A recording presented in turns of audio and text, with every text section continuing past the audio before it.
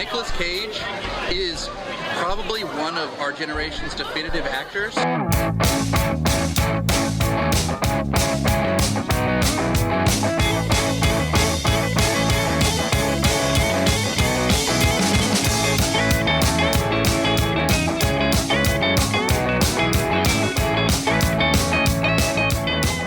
Hello and welcome to Cage Fighting. It's your main man Andy Gillard here. Hope everyone's doing well in the world right now. Hi everybody, Matt Guy here. Hope everybody is fandabidozy. What do you expect me to say after saying that? Fandabidozy. I mean, there's always something a bit weird about them too, to be honest. There's that, even as a kid watching the Crankies, it freaked me out, and I don't know why. Well, it's a grown man and his wife pretending to be a small child. That is inherently a weird thing. They're very... Apparently there's a lot of stories about them on the circuit. Yeah, they're like swingers and stuff, are they? Yeah, I've heard comedians intimate of horrendous shit that they've done, but never actually gone all the way and told the stories, unfortunately. Well, Andy, I understand that you've got previous, because we spoke only on Sunday night about you also hating AC/DC for the fact that one of their members dresses like a child or a schoolboy. It's weird, isn't it? Because it's pedo bait, I think. The name of the next AC/DC album. Pedo bait. It's just a very strange thing to do, to try and pretend to be a small boy, especially when you're a grown woman. Very bizarre. Yeah, that's the Crankies for our American listeners. Look them up. Intriguing. And our 11% of the great nation of India as well. Yes. I'm sure they won't have a clue who it is. So it's been a long time since we've recorded. I mean, it's obviously there hasn't been a break in the recording schedule, but we haven't got together for a record for about a month at this point, is it? It feels like it's been forever and a day. Mm-hmm. How will we all keeping, gentlemen? Yeah, we stocked on the back catalogue to have a little bit of a hiatus, but it's good to be back in the saddle. But it's a lot colder recording now than it was about a month ago. So I am freezing my Nicky Nacky news off this evening. It was interesting when I was listening to, I think it was Vengeance episode, and we all started off complaining about how hot it is, and because we'd sort of recorded everything early doors, by the time it came out, it's fucking freezing. Stu, your voice is sounding raspier than ever. How are we? Yeah, it's the remnants of the super cold that got hold of people, and then a certain game down the road that kind of lost my voice at yet again. So other than that, it's toddling along, I suppose. Excellent, glad to hear it. So we're here to discuss 2021's Pig. Obviously, it's a film we've discussed at a much shorter amount of time previously, but it's one that we've all I know we asked the question at the end about do you like the film, but let's be honest, we've all said several times we've absolutely loved this film. But I want to take you back to before this film actually dropped. And what were you thinking? What were you expecting from this movie? Because what we got, I don't think, was what the trailer led us to believe it was going to be, personally. What did you pair think? What was the Pig going to be about, did you think? Well, I expected it to be the dirt worst. I literally thought it'd be horrendous. I thought it would be a cheap John Wick imitation, shoehorned in Nick Cage when it could have been absolutely anybody else. I thought it was going to be dreadful. I thought, because don't forget, you've got to remember this is on the back of the greatest fraudulent action in the 21st century of jiu-jitsu. So yeah. That was on the back of that. We'd been burnt before, so I wasn't thinking much was coming from this. No, Yeah. Stu. And because of that jiu-jitsu trailer making it out to be good, I just didn't bother. with it. I thought, we had the synopsis. It's a truffle pig with Nicolas Cage. Sounds like Taken. It's going to be wank. And I think we were more than justified for thinking that as well. When you look at the cast and there's no one in there at the time that we really knew. Obviously, Mr. Nell's been on taking the piss out of me in the time since. But yeah, I had no hope whatsoever, and I was kind of waiting with bated breath, I suppose, just for it to come along so we could laugh at it and just to take the piss out of it because it was inevitably going to be shit. You are right. I mean, the trailer did have a man who lost his pig, and then there was clips from a fight scene, so it was trying to get that John Wick audience. And like you say, because of jiu-jitsu, we know that fight films probably aren't Nick Cage's forte anymore. So yeah, it was quite a lot of apprehension. And of course, it was a first-time director, Michael Sarnowski. Like, we'd never heard of him, so you couldn't even go into the film saying, well, we know what the director does. It was literally flying by the seat of our pants going into this one, but it ended up being something really quite special, I think. So IMDb describes this film as a truffle hunter who lives alone in the Oregonian wilderness, must return to his past in Portland in search of his beloved foraging pig after she is kidnapped. I'm looking for a truffle pig. Someone stole her. I don't understand. Tell me who you are. You made the right choice being out there in the woods. There's nothing here for you anymore. There's really nothing here for most of us. Buy yourself a new pig.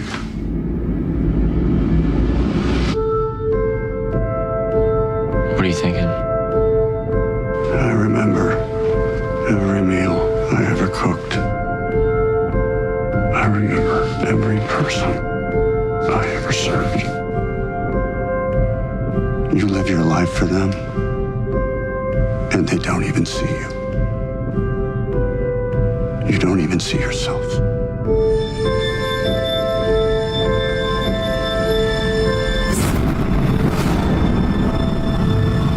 We don't get a lot of things to really care about.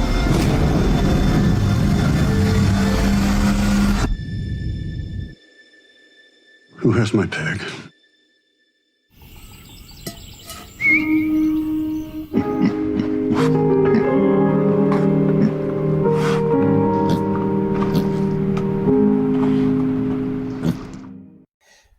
The film begins with a starter, part 1, rustic mushroom tart. Rob, played by Nicolas Cage, is hunting truffles with his trusty pig by his side. Alone in the woods, Rob makes the eponymous rustic mushroom tart from scratch, sat surveying his world, eating his food, and happy that he has his work buddy with him. It's a simple life, and he's seemingly satisfied. The silence of the woods is broken when some dipshit city kid rolls up in his sports car, blasting out classical music. Amir is here to buy Rob's truffles. It also appears that Amir is his only lifeline. He talks to Rob about getting him a heated shower or a phone, as he doesn't want to be the one to do this drive and find him dead one week. Rob puts a tape into his tape player. A soft woman's voice laughs and talks. Pained, Rob takes the tape out and sits in silence once again. Sensing his master's pain, the pig comes over to Rob, who merely says, "I'm okay." That night while sleeping, coyotes are howling, a flash of light hits Rob's cabin, and the door is broken into. Rob's attacked, leaving him unconscious. I found that scene really harrowing. Like, everything leading up to this part has been really soft and serene, and then bam, like worst nightmare stuff of the home invasion, but even worse so because it's just a cabin in the woods. Like, it was really uncomfortable to watch, I thought. Yeah, it was. Like, to Stu's point on a lot of things, the trailer kind of gives this scene away. So I'm pretty sure we see, even if it's only like a 0.5 second snapshot of the home invasion, I believe, in the trailer. So you know it's coming. But it's very well done, and I think the foreboding of knowing it was coming, though, just added to the impact of it, to be fair. Stu, what did you think?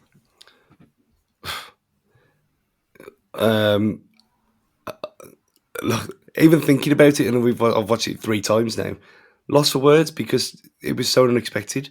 And I know we all know that his pig gets stolen. That's the whole point of the film. So we know this is going to happen to him. But I think it's how the camera movement as well, how he kind of that little flip when he gets knocked to the floor. And you think, well, this is a bloke who looks quite tramp-like, who's obviously either completely down on his luck or he just can't be arsed with life anymore. And he's pretty helpless and pathetic at this point.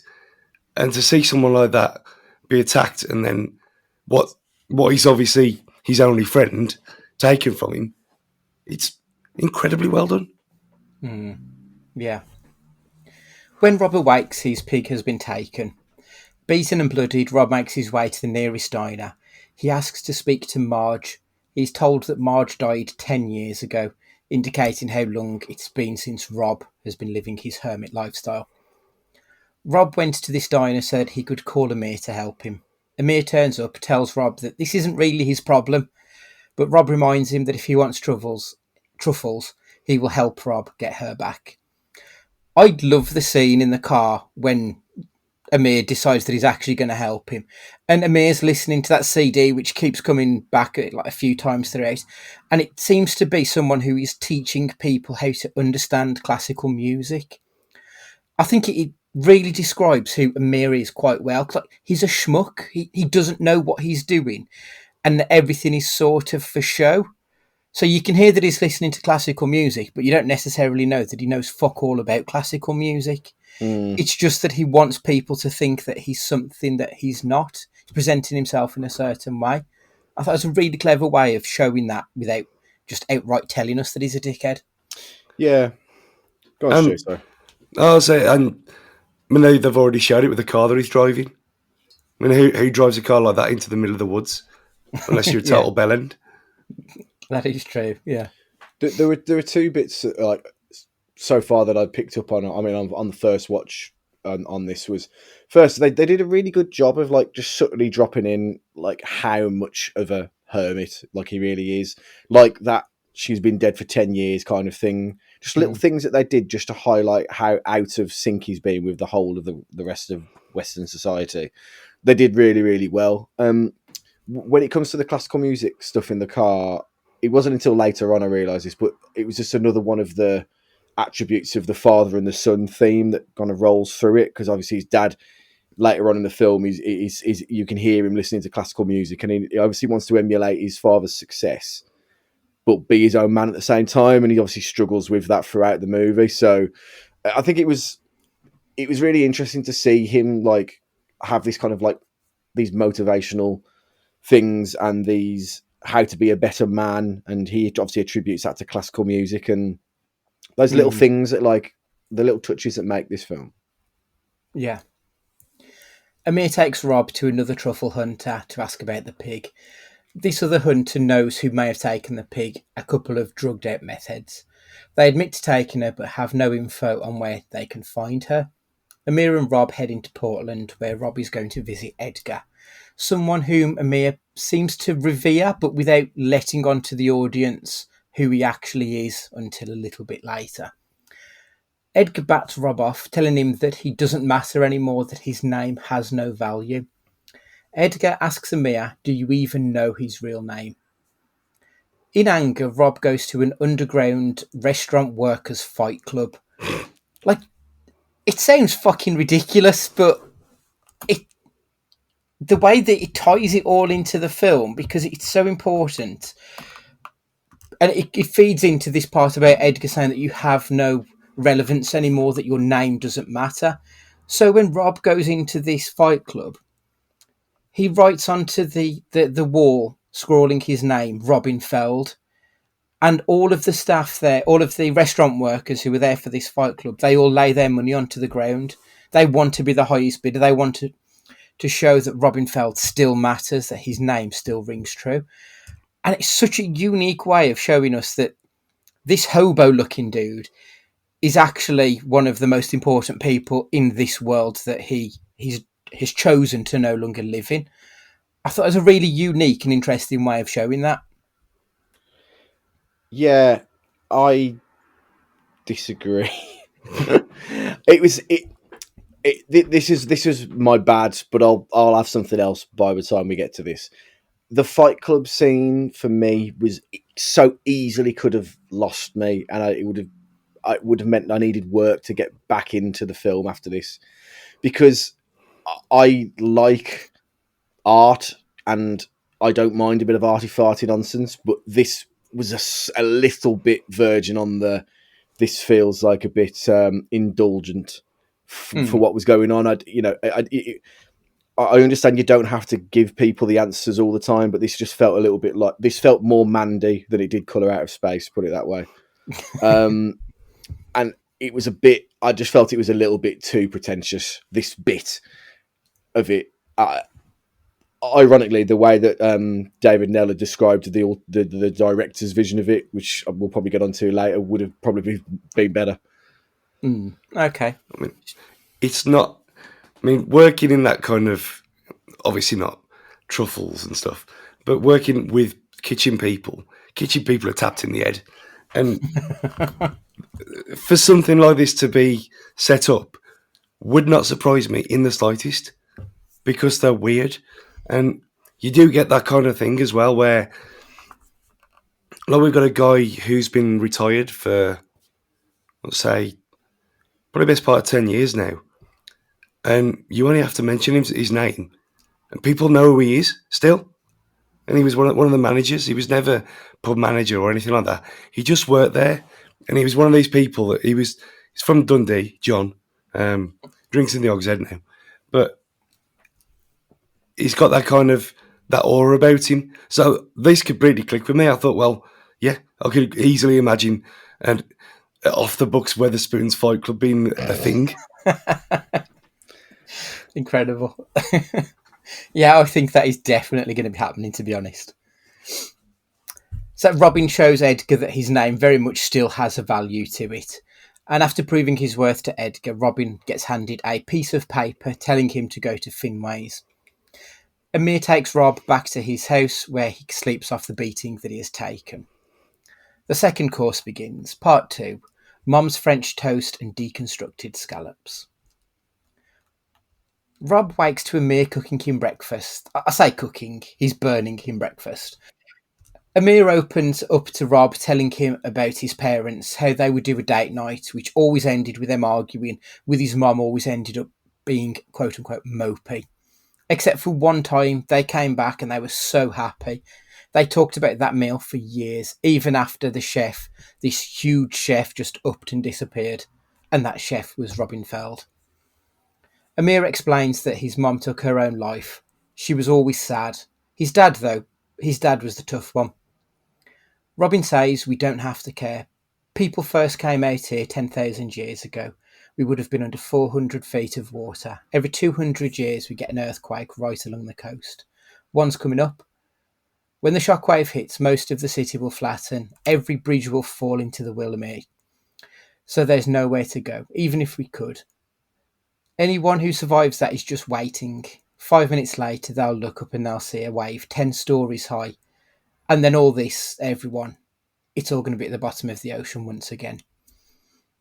I loved that little bit of a monologue in this. That was like one of my favourite parts in this movie, watching Cage just not stumble his way through it. He was tiptoeing his way through it. He was picking his words very carefully to describe that after all the shit of life, ultimately we're all just waiting. We've all just got that 5 minutes and we're going to look up and realise that it's all going to go to hell. Like, it was kind of devastatingly beautiful. I thought it was excellent. Yeah, they're at the point at this where he's not quite giving life lessons to Amir yet, but they're building their relationship very, very slowly. But then you think he's going to take a massive step back at this point, because like he's obviously just saying, I don't care about your relationship with your mum and dad. I don't care about their relationship. It's all going to shit anyway. So, don't fret it. But actually, when on the second viewing of that and listening to it back, you do realise just kind of how poignant it all is and how real it is, really. And that's kind of the beauty of a lot of this is, whilst you have the ridiculousness of this Fight Club, you do have there is a lot of relatability to what's going on, which is strange for a film about a stolen pig. Yeah, absolutely. Rob and Amir go to Finway's. We see our boy David Nell playing Finway. Rob asks about the pig. Finway looks confused until Rob looks up. When Finway sees the eyes of the man he's talking to, he remembers Robin, having worked for him previously. Rob asks what he's doing here cooking this when his dream was to open a British pub where his signature dish was going to be liver Scotch eggs with a honey curry mustard. So British. Stu, when's that? Is that on the winter menu at Weatherspoons, or is that is that at the spring? I mean, my granddad used to eat liver. It's proper war food because you've got no choice. And I don't understand how anyone can. No, it is rancid, isn't it? This scene is just all sorts of genius. I know we've mentioned it numerous times before, but I think there's a few readings that you can do of this scene. So, on a base level, obviously, Robin is tearing Finway a new arsehole for not following his dreams and becoming a lackey to these fancy pricks in Oregon. On a foodie level, much like Finway deconstructs his ingredients, Feld is deconstructing Finway, tearing away strips of the facade that he's put on. And on a filmic level, Robin Feld is opening up the mystery of the mask of Nick Cage, almost. Like he had these visions of, well, not necessarily visions of grandeur as a younger actor, but he did a lot more Straight Lace and those sort of films, and then he went on to do all these mad movies. So I think that there are several layers to that back and forth between Finway and Feld. I think it was really well done. And no matter where you come at it with this film, I think that you can take something out of that. It was really, really excellent. Definitely. I mean, for me, it is always about the visual for me. So it's the emotions and the reactions to everything that's going on in that scene from all parties involved that really hooked me. And it's almost like just a complete color palette of emotion from Fenway in that scene. It's like you could watch it back. You know, there's that episode of The Simpsons where Ralph Wiggum gets his heart broken, and you can almost pause. You can pause the moment where his heart breaks. You can pause at every scene and know exactly what emotion Fenway is displaying whenever you press the pause button, because it's so well done. I don't know how he did it. And every time you pause it, it's just pure tension between everyone. There's no one is sitting there comfortably whatsoever. No, and you really Cage has got the easiest part in that scene because he's just talking, and it's the reaction of Amir and Fenway reacting to what he's saying.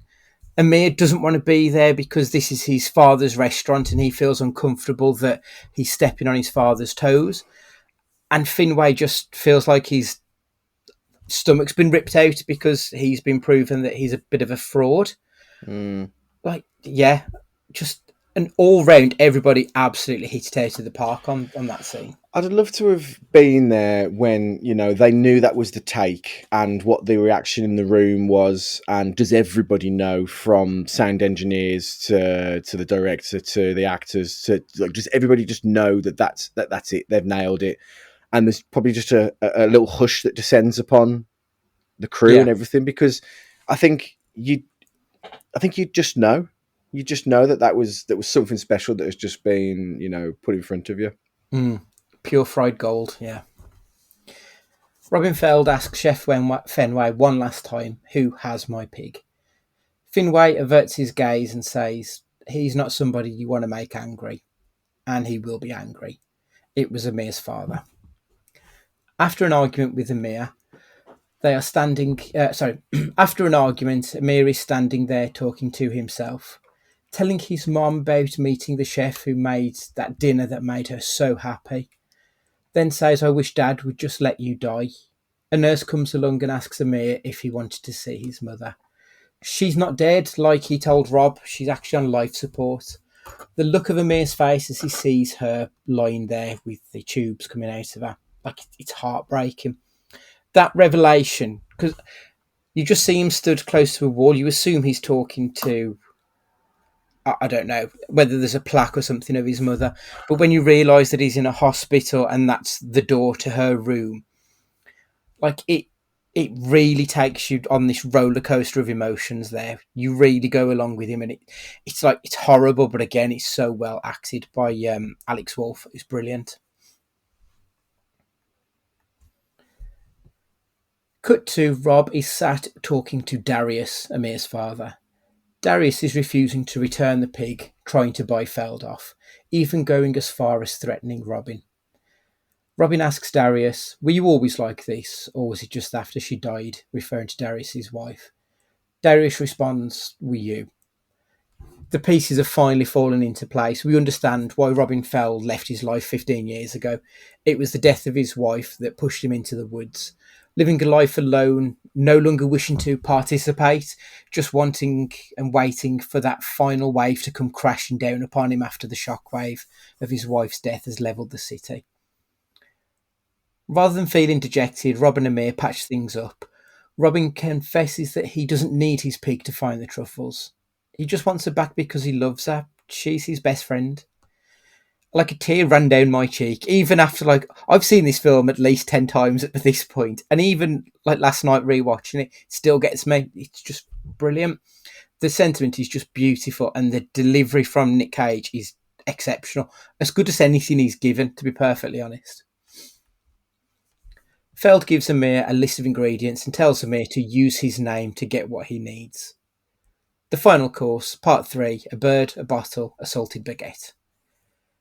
Amir finds out about Laurie, Robin's wife. Robin returns to see his former sous chef, and we see a little bit of his former life.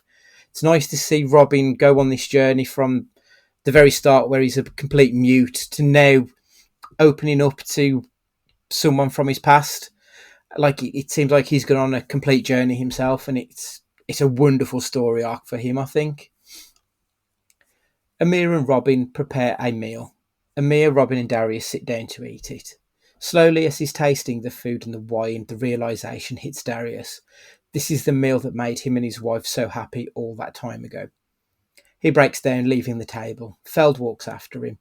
Darius confesses those meth heads roughed the pig up. By the time he got to the pig, she had already died. Robin falls to the ground, devastated. Amir and Rob are back at the diner where he first picked him up.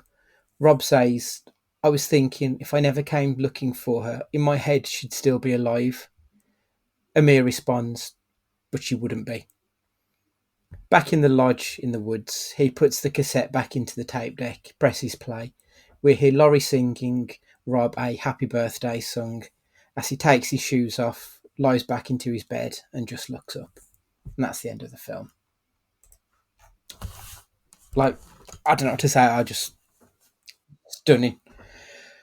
Usually we do the budget and box office stuff and talk a little bit about the year of the film's release, but obviously it was released this year, so there's not really much to discuss.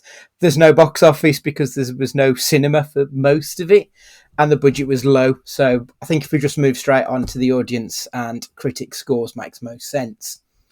So what do you think the scores would be on this film? Stu? I mean, there's what I think and what it should be. Critically, I know because we saw everything as soon as it got released over here, even things in the Times and stuff, and it was all one of his best performances of his career. So high 80s for critics. Audience probably a bit lower, because you could probably, if you're weird, you could probably say it's a bit pretentious. So maybe 70 odd. Matt, what do you think? Spot on with Stu, yeah. 85 for the critics, 75 for the audience, because it won't be everybody's cup of tea, and there'll be some people that are annoyed that it's not Taken and it's not John Wick, because rightly or wrongly, that's what the trailer sold them. So there'll be some people that wouldn't have been happy with it, and then went on the internet to voice their displeasure. That's fair. So Rotten Tomatoes, the critical score was a 97%, which is Cage's highest rated film. The audience score was an 84%, which again, quite a strong scoring. IMDb was a 6.9, which seems quite, compared to the other two, just seems quite low, which is a bit of an odd one, I think. I think that says more about the two websites and their clientele than it does anything else. Yeah, I you're mean, probably you ask right. the majority of people, if you were doing this like Family Fortunes or Pointless, majority of people probably would have heard of IMDb. I don't think the majority of people would have heard of or used Rotten Tomatoes. I think that's fair. And neither aggregator is the perfect way to really mark out a film. So, yeah, I think you are right there. So the critical response was obviously, for the vast majority, was very positive. However, Dustin Chase from Galveston Daily News, Cage's latest fringe film doesn't bring home the bacon. While Sarnowski's film takes some predictable and surprising turns, the audience isn't left with much to dissect or evaluate. I'd like to know how a film can take both predictable and surprising turns. Surely it's one or the other, not both. But yeah, everyone else was pretty much positive. Gary Cramber from Salon.com.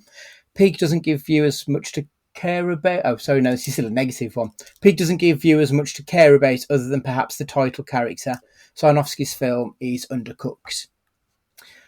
Clarice Lockery from The Independent. Pig shouldn't be a revelation to anyone who's followed these men's careers, but it's a perfect reminder of how easily we can underestimate people.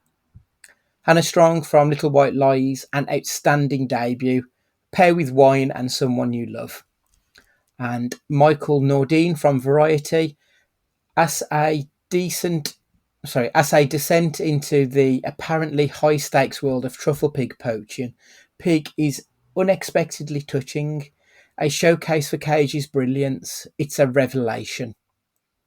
I think when the people have praised it, they've sort of gone 10 out of 10. The people who haven't liked it seem to be more of a 4 out of 10. It doesn't seem like anyone truly despises it, but there are some more middling than outright positive. That is until we come to those maniacs at Amazon.com. This film got a 3.8 out of 5 on Amazon. Like, for Amazon, that may as well be a 1 star. It's atrocious. Paul from the UK said, it had no beginning, middle and end. As for the storyline, it was just pants. A very silly film indeed. There was nothing silly about this movie. That's what I don't get. Several reviewers pointed out they basically had no idea what was going on in this film and that it was too slow. Like, it wasn't that complicated a story to follow, I didn't think. KW liked it though. They said, worth it for the final shots alone. The film is full of lost love and it's only realised in the final reel. Cage is back to his best leaving Las Vegas self in a movie that makes you crave food, drink and love eternal. And Frank said, unexpectedly moving subversion of the action genre. Far-fetched, but that's not the point. Cage is on top form, carrying the supporting cast somewhat. The acerbic takedown of the contemporary food scene is brilliant. I disagree with almost every review on Amazon, whether it was good or bad. I just think they've got it completely wrong. This isn't a subversion of the action genre. Like, this isn't an action film, so there's nothing to subvert. I do enjoy Amazon just for the absolute fucking ridiculous nature of it. So the good, the bad, and the crazy. Matt, do you want to start us off? So avoiding David Nell, because quite literally did blow him on the interview that came on. He literally like singing his praises the whole way through. So the good would have been just the complete surprise of it all, the complete unexpected joy from it, because I was fearing the worst. And it wasn't a case of, I just wasn't disappointed, so that means it was okay. It was just a tremendous film, the kind of film that you immediately want to tell everybody about, and that doesn't happen with everything that you see. So to have that and to be completely surprised and pleasantly surprised was just really refreshing, because we've seen some proper shit. So that was really, really good. The bad for me, on second viewing, it wasn't nearly as impactful, as grandiose, as gut wrenching, and that's to be expected. You know exactly what's coming, etc. I enjoyed it more from like a character point of view and actually like, oh, now I know what's coming up.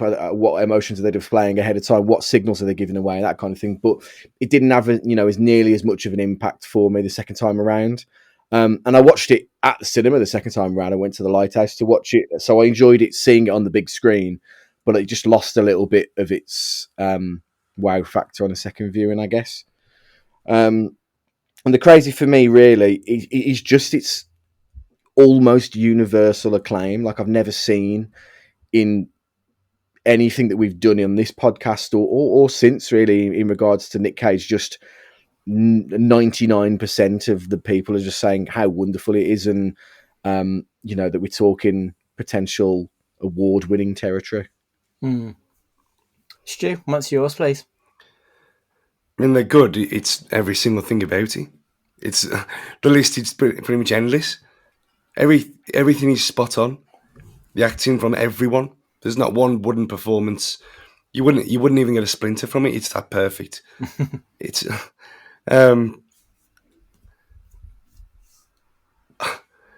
so the only bad thing about it is no one believes you when you say it's a good film. Because you try to explain it. You say the premise and then, well, that sounds stupid. And then you say, oh, it's Nicolas Cage, and everyone thinks, oh, he's doing all his madness. Well, no, he's actually giving the best performance of his entire career. Spoilers for everybody. When you need to give it a chance, and no one will because of how weird it is, and how it's too hard to explain. It's too, well, like Amazon.com reviews, it's too slow, I suppose, and it's not going to appeal to everyone. But everyone who does watch it, it seems to appeal to, because everyone who watches it loves it for what it is. And it's an incredible, incredible film. The crazy that we've took the piss with Wig Watch quite a lot on this, and his appearance in this is as out there as anything else he's ever done, and you 100% believe it. For probably the first time, that you believe that he's a hobo, that you believe that he looks like this, and he doesn't wash, and he hasn't got a phone. And like what David Nell says about the budget and how tiny it was, for him to get makeup and costume and everything as nailed on perfect as it is in this film, it's just mental. Especially when some of the shit that we've had to watch have got budgets of like 40, 50 million quid, and it looks like it could be done with tin foil. Yeah, it's true. You get the impression that they managed to engender a real sense of family, and that was sort of how David Nell described it. So, like, my good was going to be, because it's so difficult to pick one thing, I was just going to go with the direction of it. But actually, from the way David Nell described it, it was a case of they were all very much involved. So it wasn't just Sarnowski, it was Nicolas Cage was involved, and Alex Wolff was involved, and like, everybody was a team on it. And I think that shows on screen. They worked together to make something. Even though Nicolas Cage obviously is like a superstar and everyone else around him in this film is pretty much a normal person, it doesn't feel like that. It feels like they are all one and the same. And I think that is what shines through in this movie. And I think that really helps it. The direction, for someone who has never directed a feature film before, it was such a light touch, the way that he managed to get the performances.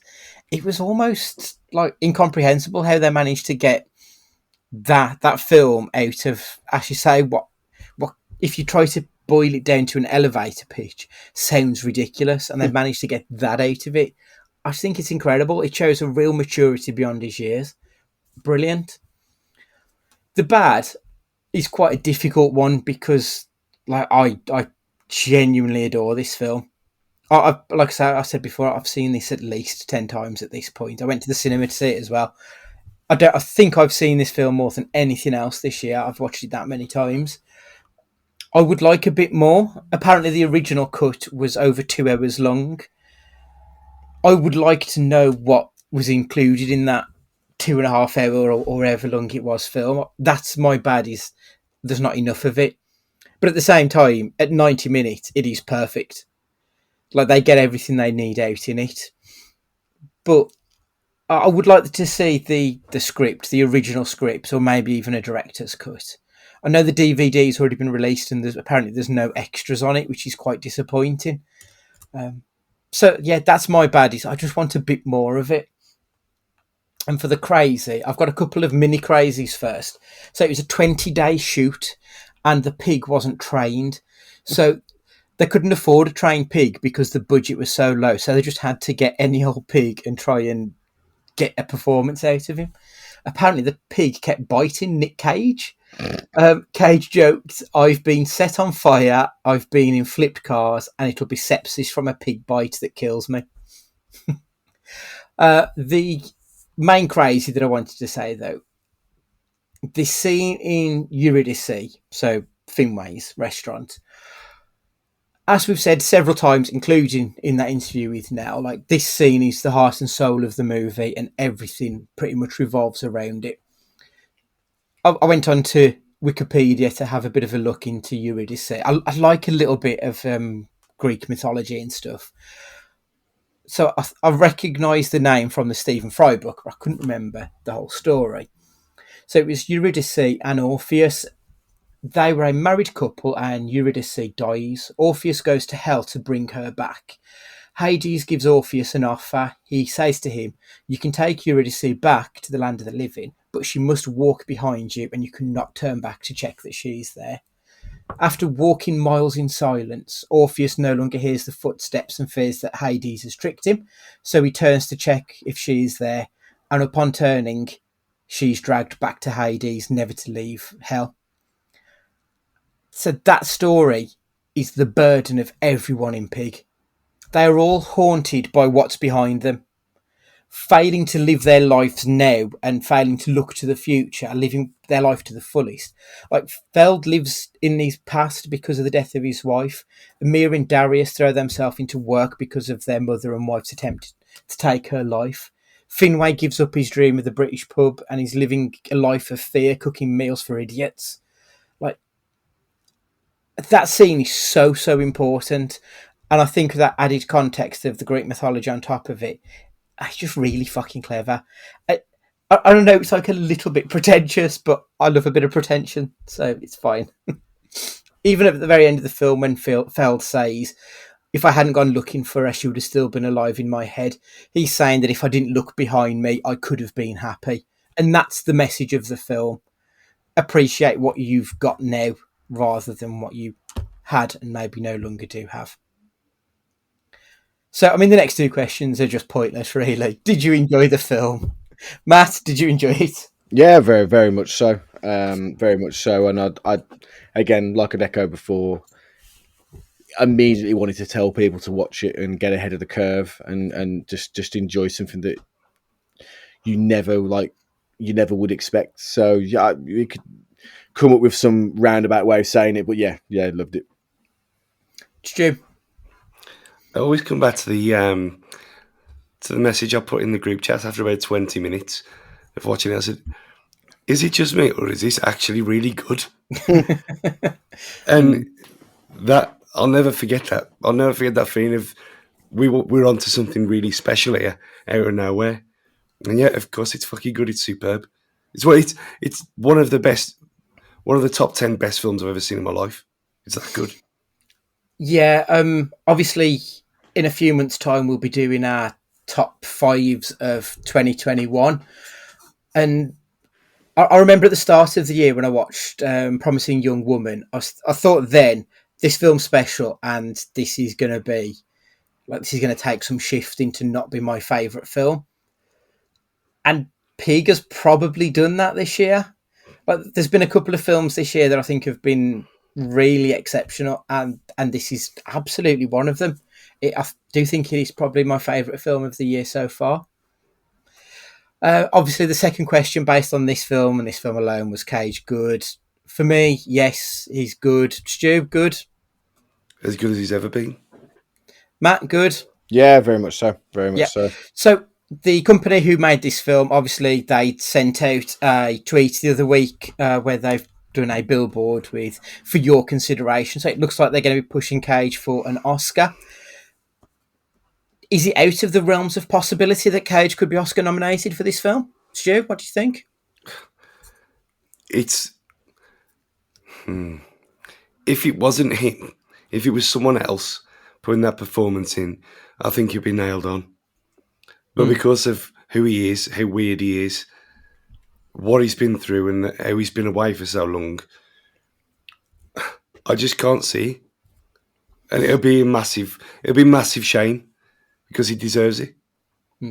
See, I go the other way with it.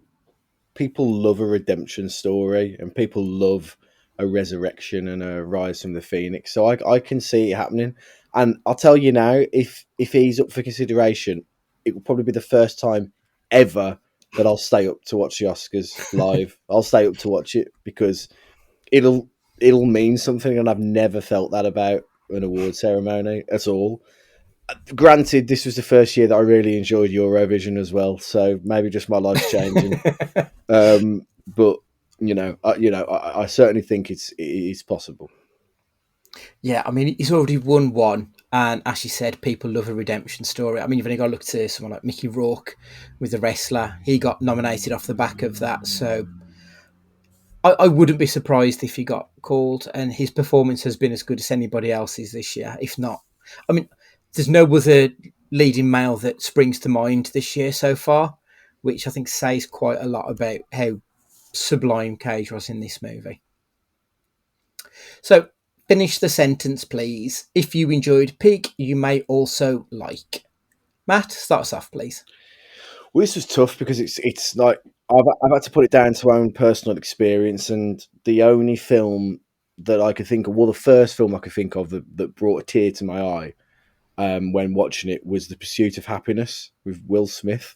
Nice film. Completely different movies. Completely like this. They're not similar really in any way, apart from somebody being incredibly downtrodden and society has dealt them a massively shit hand. But there's one scene when he's with his lad in I think it's like the subway or the metro toilets, and the door's being kicked in, and he's just trying to keep his lad safe. And every time I see it, I bawl my eyes out. And if you like being kicked in the knackers or a punch in the gut, you probably like this as well. Slightly different tone, obviously, towards the end of the movie. If you've not seen it, I won't give any spoilers, but it has its heart-wrenching moments all the same. I remember some people were saying that it was a bit too saccharine, but I really loved Pursuit of Happiness. I thought it was one of, I like Will Smith anyway, but I thought it was one of his best dramatic roles. I was really enjoyed it. Stu, what's your choice? I think, obviously I can't say Bay Pig in the City, can I? I haven't got one. There's nothing like this film. It's so unique and weird and strange and superb all by itself. There's nothing like it. Even trying to be clever and trying to link it to something else. I thought about this ever since I saw it for the first time 6 months ago or wherever it was now. There's nothing like it. It's unique. Yeah. My answer was, my first answer was just watch Pig again because it's brilliant. Yeah. But I think there's a good accompaniment to this movie, which is Chef with Jon Favreau. It's very different. It's a comedy. It's about, Jon Favreau plays a chef who has a bit of a breakdown after he gets a couple of negative reviews. He then goes on a journey of self-discovery. He buys himself a food truck and he drives it back from the West Coast to the East Coast, or vice versa. I can't quite remember. But it's just a really nice film. It's quite uplifting. It's quite funny. The only reason I've chosen that is because they're both about food, but I just think it's a nice accompaniment to it rather than the same kind of film.